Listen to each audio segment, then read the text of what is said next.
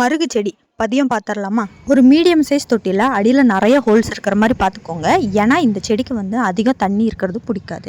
நிறைய தண்ணி இருந்ததுன்னா மழை காலத்தில் வேரெல்லாம் அழுகி செத்து போயிடும் செடி. பாட்டில் வைக்கும்போது உங்கள் மண் கலவை ரொம்ப லேசாக இருக்கணும், பொல கொட்டணும். அதுக்காக நீங்கள் கோகோ பீட்டும் கொஞ்சம் மண்புழு உரமும் சேர்த்துக்கோங்க. உங்களுக்கு கிடைக்கிற இந்த மருகு கட்டிங்ஸை பெருசாக இருந்ததுன்னா ரெண்டாக வெட்டி இந்த மாதிரி சின்ன சின்னதாக வச்சுக்கோங்க. இல்லை சின்னதாக தான் இருக்குது கிடைச்சது அப்படின்னா அதை டைரெக்டாகவே மண்ணில் வச்சுருங்க. 10 கட்டிங்ஸ் வைக்கிறீங்கன்னா அதில் எப்படியோ 6-7 தான் முளைச்சி வரும். மீதி 3 காஞ்சி போகிறதுக்கு வாய்ப்பு இருக்குது.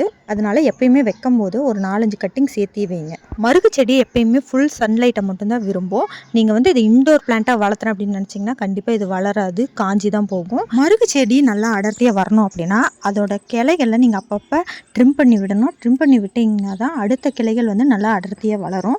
அடி தண்டுகளுமே நல்லா கெட்டியாக மாறும். 1 வருஷத்துக்கு மேலே ஆயிடுச்சு உங்கள் செடிக்கு அப்படின்னா நீங்கள் அதுக்கு இந்த மாதிரி கட்டிங்ஸ் எடுத்து வச்சு புது செடிகளை உருவாக்கி வச்சுக்கோங்க. இந்த மருகு செடிக்கு நீங்கள் இயற்கை உரம் கொடுக்கணும்னு நினச்சிங்கன்னா ஆட்டுச்சாணம், மாட்டுச்சாணம், மண்புழு உரம், தொழு உரம் இந்த மாதிரி ஏதாவது ஒன்று கொடுக்கலாம்.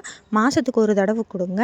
இல்லைன்னா அரிசி கழிஞ்ச தண்ணி இந்த மாதிரி லிக்விட் ஃபார்மில் இருக்கிற உரங்களை நீங்கள் கொடுக்கலாம். இந்த வீடியோ உங்களுக்கு யூஸ்ஃபுல்லாக இருந்துச்சுன்னா நம்ம பேஜை ஃபாலோ பண்ணிக்கோங்க.